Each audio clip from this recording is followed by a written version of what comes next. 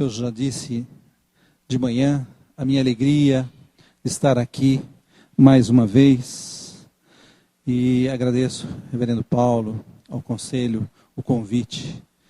É como se eu estivesse realmente na minha casa, né? Me sinto muito à vontade, em primeiro lugar, para agradecer o convite e agradecer a Deus também a oportunidade de estar aqui mais uma vez no aniversário do coral Simonton. Que Deus abençoe vocês, continue firme, com a mesma idade da igreja. Normalmente o coral nunca tem a mesma idade da igreja, esse coral tem a mesma idade da igreja.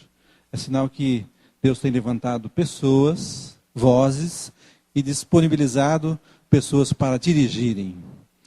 E nesta luta, ou nesta caminhada, muitos ficam para trás. Mas Deus estará sempre suprindo todas as necessidades, porque afinal de contas, não é o coral Simonton da igreja, é alguém que se propõe a louvar a Deus com sua voz. Então Deus estará sempre levantando homens e mulheres para um trabalho específico, que é o trabalho da música na igreja. Na nossa igreja, quando eu cheguei, também não tinha coral. E o coral lá já foi um coral organizado há mais de 70 anos. Era uma dificuldade. Também não tinha organista. Ou melhor, tinha um, mas raramente ia à igreja. Também exercia a música fora. Nós investimos, Deus levantou pessoas. Nós temos um coral que vocês podem visitar lá o nosso Face, o Face da igreja. E nós temos hoje mais de um organista, mais de um regente. Deus tem honrado esse trabalho, mas a verdade é, com grande dificuldade até aqui. Mas Deus tem abençoado os nossos irmãos lá. Quero falar um pouco do nosso chamado. Deus me chamou ainda criança. E houve um momento muito difícil na minha família, e os meus pais saíram da igreja. Mas alguém sempre esteve orando, principalmente pela minha vida. A esposa do reverendo Ludgero, que deu esse testemunho no dia da minha ordenação também. Outros também oraram. E eu sou fruto dessas orações, fruto do amor desta igreja também, que me enviou ao seminário, juntamente com aqueles que já passaram este ano aqui, pregando. Né? Oswaldo, Alcir, quem mais? Falsete, e outros mais, né, que já passaram por aqui. Maciel, alguém que está lá no Nordeste também, né? Ederaldo, todos eles são filhos desta igreja. Então esta igreja aqui é uma igreja vencedora, pode ter certeza, irmãos. A fortaleza de uma igreja não está ligada no seu número, mas na sua qualidade. Numericamente, às vezes, nós podemos até ser em grande número, mas a nossa qualidade é a que conta realmente.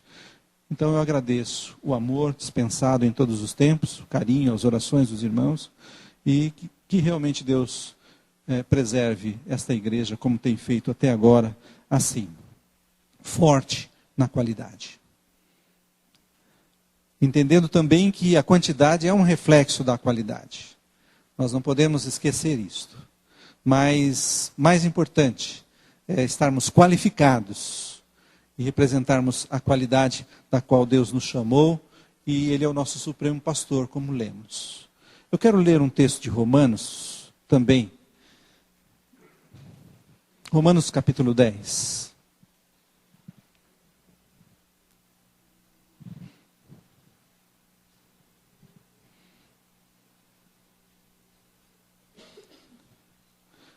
Irmãos, a boa vontade do meu coração e a minha súplica a Deus a favor deles são para que sejam salvos. Porque lhes dou testemunho de que eles têm zelo por Deus, porém não com entendimento. Porquanto, desconhecendo a justiça de Deus e procurando estabelecer a sua própria, não se sujeitaram a que vem de Deus. Porque o fim da lei é Cristo para a justiça de todo aquele que crê. Ora, Moisés escreveu que o homem que pratica a justiça decorrente da lei viverá por ela. Mas a justiça decorrente da fé assim diz: não perguntes em teu coração quem subirá aos céus. Isto é, para trazer do alto a Cristo, ou quem descerá ao abismo, isto é, para levantar Cristo dentre os mortos. Porém, que se diz? A palavra está perto de ti, na tua boca e no teu coração. Isto é, a palavra da fé que pregamos. Se com tua boca confessares Jesus como Senhor, e em teu coração creres que Deus o ressuscitou dentre os mortos, serás salvo. Porque com o coração se crê para a justiça, e com a boca se confessa a respeito da salvação. Porquanto a Escritura diz: todo aquele que crê não será confundido. Pois não há distinção entre judeu e grego, uma vez que o mesmo é o Senhor de todos, rico para com todos os que o invocam. Porque todo aquele que invocar o nome do Senhor será salvo. Como, porém, invocarão aquele em que não creram? E como crerão naquele de quem nada ouviram? E como ouvirão, se não há quem pregue? E como pregarão, se não forem enviados? Como está escrito: quão formosos são os pés dos que anunciam coisas boas. Mas nem todos obedeceram ao evangelho, pois Isaías diz: Senhor, quem acreditou na nossa pregação? E assim a fé vem pela pregação, e a pregação pela palavra de Cristo. Mas pergunto: porventura não ouviram? Sim, por certo. Por toda a terra se fez ouvir a sua voz, e as suas palavras até os confins do mundo. Pergunto mais: porventura não terá chegado isso ao conhecimento de Israel? Moisés já dizia: eu vos porei em ciúmes com um povo que não é nação.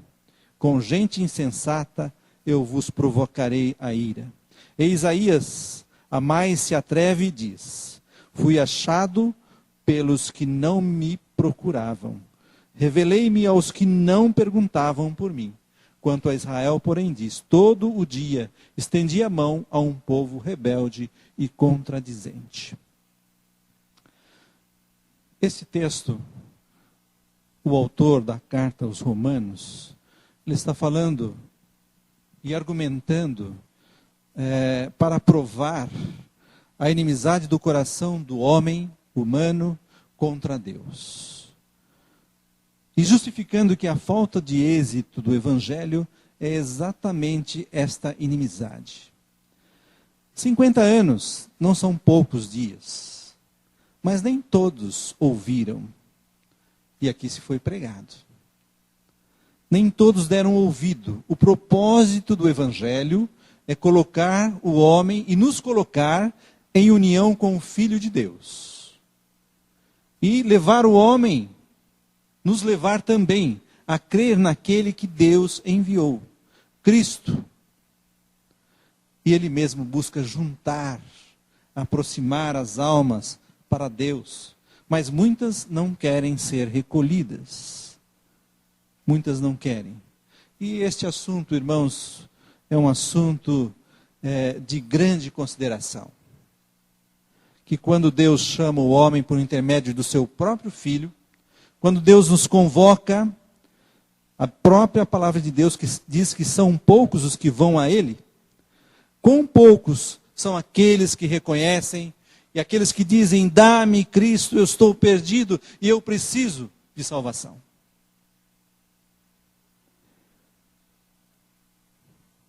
Ninguém, irmãos, pode reconciliar-nos com Deus senão o próprio Cristo. Ninguém poderá nos reconciliar. E diariamente, todos os dias, nós somos buscados, nós somos procurados para nos reconciliar pelo próprio Deus. Mas muitas vezes, e para muitos, não para nós que fomos já chamados, escolhidos, e nos entregamos a Ele, mas muitos não vão e não se reconciliam. E o que significa isso, senão inimizade, uma inimizade obstinada, uma inimizade insensível contra o próprio Deus? Há um pregador que afirmou que desobedecer ao Evangelho é muito pior do que quebrar a lei. Para a desobediência da lei, tem um remédio, que é o próprio Evangelho. Mas para a desobediência ao Evangelho, não se pode encontrar nenhum outro remédio. Para a desobediência ao Evangelho, o único remédio é se render a Ele, ao próprio Cristo. Não resta outro sacrifício pelos pecados, a não ser o Evangelho de Cristo Jesus, que tem sido pregado, que tem sido anunciado. Como o Evangelho é pregado no nosso tempo, ou como ele tem sido recebido ou vivido. Qual é o Evangelho, ou qual Evangelho é o Evangelho apropriado para a nossa sociedade? Qual a religião mais fácil de se filiar, de seguir? Provavelmente não é esta que nós lemos aqui na carta aos Romanos. Irmãos, a boa vontade do meu coração e a minha súplica a Deus é a favor deles, para que sejam salvos. Porque eu dou testemunho de que eles têm zelo por Deus, porém não com entendimento. Os judeus, que tantas vezes procuravam a própria lei para conhecer Deus, e Moisés aqui é lembrado pelo autor, escrevendo que o homem que pratica a justiça decorrente da lei viverá por ela, porém a justiça decorrente da fé é a justiça que vem do próprio Deus. Então nós vemos aqui que a afirmação que o texto nos fala, que a desobediência do Evangelho ou a rejeição de alguns é também a oportunidade de outros, segundo o texto que nós lemos. Mas nem todos, diz o texto, obedeceram ao Evangelho. Pois Isaías diz: Senhor, quem acreditou na nossa pregação? Quem deu crédito? O homem, em todo o tempo, em todas as épocas, ele tem sido realmente desobediente em todas as épocas. E nós vemos que o Evangelho vem ao homem e chegou até nós como uma força ou com a força de uma ordem e não de uma opção. Os homens, eles não têm condição ou a opção de aceitá-lo ou rejeitá-lo. Mas nós vemos um texto lá em Atos que diz: ora, Deus não levou em conta os tempos da ignorância. Agora, porém, notifica aos homens que todos, em toda parte, se arrependam. O Evangelho, ele tem uma meta, ele tem um objetivo. Nós lemos o texto de João, que diz que aqueles que são ovelhas, ouvem a voz do pastor e seguem. E esta voz, a voz do Evangelho, com o objetivo é garantir, em primeiro lugar, a honra do próprio Deus. É uma oferta de quem tem alguma coisa para dar. Não é uma oferta de um igual para o seu igual, mas é de Deus, dispensando a sua graça, do grande Deus, dispensando a sua misericórdia a um pecador condenado, mas agora salvo por Cristo Jesus.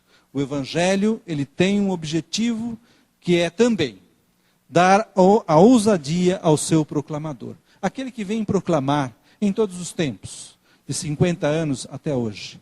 Ele vem proclamar e falar ousadamente, ou ungido por Deus, a vontade do próprio Deus expresso na sua palavra. Esta ousadia, ou esta autoridade, ela vem de Deus para a proclamação do Evangelho. Não só daquele que aqui ocupa esse púlpito, mas daqueles que abrem a boca para falar do Evangelho.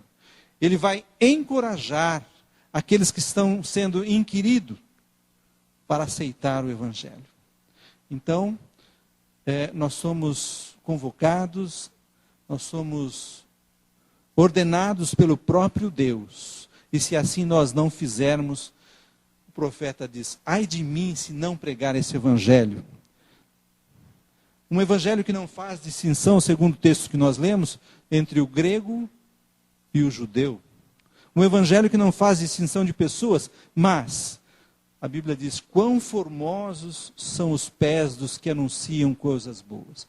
Quão formosos são os pés daqueles que aqui já anunciaram o Evangelho no passado. E aqueles que aqui estão anunciando o Evangelho. E aqueles que ainda hão de anunciar o Evangelho. A minha palavra hoje é de encorajamento, para que os irmãos não se preocupe com aqueles que nesta caminhada, em algum momento, ficam fracos, ou até prestes a desistir. Mas o Evangelho é o Evangelho forte. O Evangelho é o Evangelho do nosso Deus. Quais são, pois, irmãos, as reivindicações do Evangelho? A primeira delas que eu vejo aqui é a obediência. A autoridade daquele que envia. Seja o que for, o que Deus ordena. A autoridade de Deus está acima da nossa autoridade. E a vontade de Deus está acima da nossa vontade. Quando nós pensamos naquilo que já passou, nós vamos ver como Deus esteve presente, abençoando as nossas vidas, abençoando a nossa igreja, cuidando de nós em todo o tempo. E nós somos obrigados a executar a ordem dada pelo Evangelho de Cristo. O motivo daquele que envia, o amor é este motivo. O amor brilha na ordem do Evangelho. O amor de Deus expresso através do seu Filho Jesus.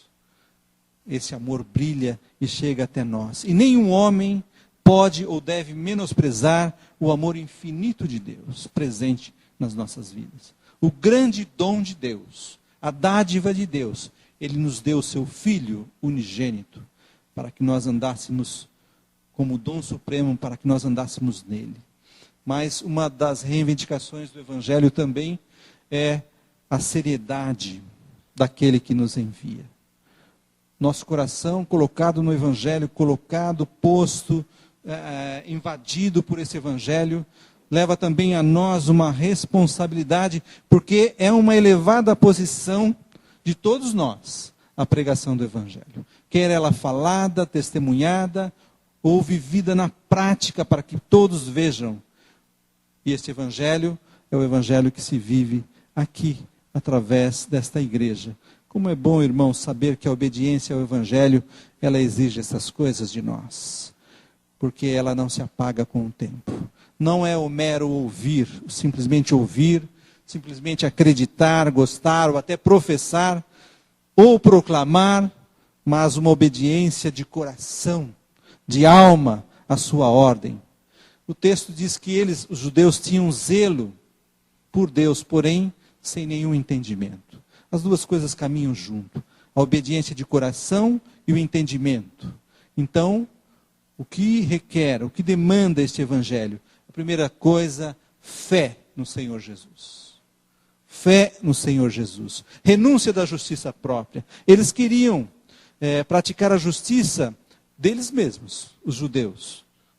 E não faziam uma confissão de culpa. E aqui o texto diz que eles precisariam, em primeiro lugar, fazer essa confissão de culpa. Estabelecer a justiça de Deus nas suas vidas. E não querer praticar a sua própria justiça. Se sujeitar a uma justiça celestial. O arrependimento é também um requerimento do Evangelho. O arrependimento e o abandono da prática do pecado. Confissão pública do nome de Cristo Jesus. Se com a tua boca confessares e com o teu coração creres, serás salvo. Verso 9 do texto que nós lemos. Todo aquele que invocar o nome de Cristo será salvo. Mas nem todos obedeceram ao Evangelho. Portanto, nem todos foram salvos. Mas aqueles que foram salvos foram aqueles que foram escolhidos. Nós lemos o texto também de João 10, dizia que o bom pastor conhece as suas ovelhas. As suas ovelhas o conhecem e também o seguem. Nós pertencemos a este rebanho. Eu quero lembrar aqui, irmãos, um texto, que é o texto de Paulo escrevendo a Timóteo, lá no capítulo 4. Prega a palavra, insta, quer seja oportuno, quer não. Corrige, repreende, exorta, com toda longanimidade a doutrina. Pois haverá tempo em que não suportarão a sã doutrina. Pelo contrário, cercar-se-ão de mestres, segundo as suas próprias cobiças. Como quem sentindo coceiras no ouvido. Esta palavra e este Evangelho, ele tem que ser pregado com uma fidelidade e o zelo. Como aqui tem sido feito. Parabéns à Igreja Presbiteriana de Vila Gerte, que tem sido zelosa na pregação deste Evangelho. tem sido zelosa nesse trabalho aqui. Por isso ela tem durabilidade e autoridade para fazer também. Que Deus possa abençoar, irmãos. Fazendo o resumo da carta de Paulo a Timóteo, ele está falando, olha, guarda este evangelho. Ele está dizendo, olha, sofre por este evangelho, persevera neste evangelho e proclama este evangelho. Que Deus possa nos abençoar, irmãos, para que nós possamos guardar o evangelho que temos aprendido. Para que nós possamos sofrer pelo evangelho que nós temos pregado. E também preservar neste evangelho, que a nossa vida seja realmente um exemplo de servos do Senhor neste lugar.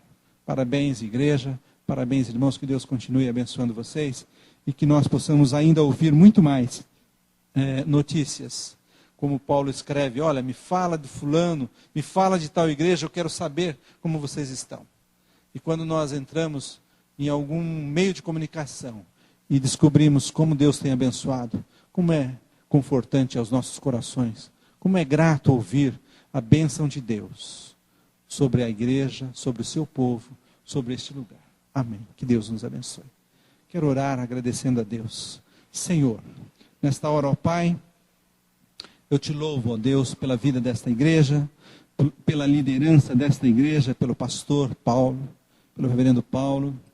Querido Deus, muito obrigado por esse dia, por Senhor ter nos concedido, ó Deus, estar aqui na sua casa e poder proclamar a tua palavra, ó Deus.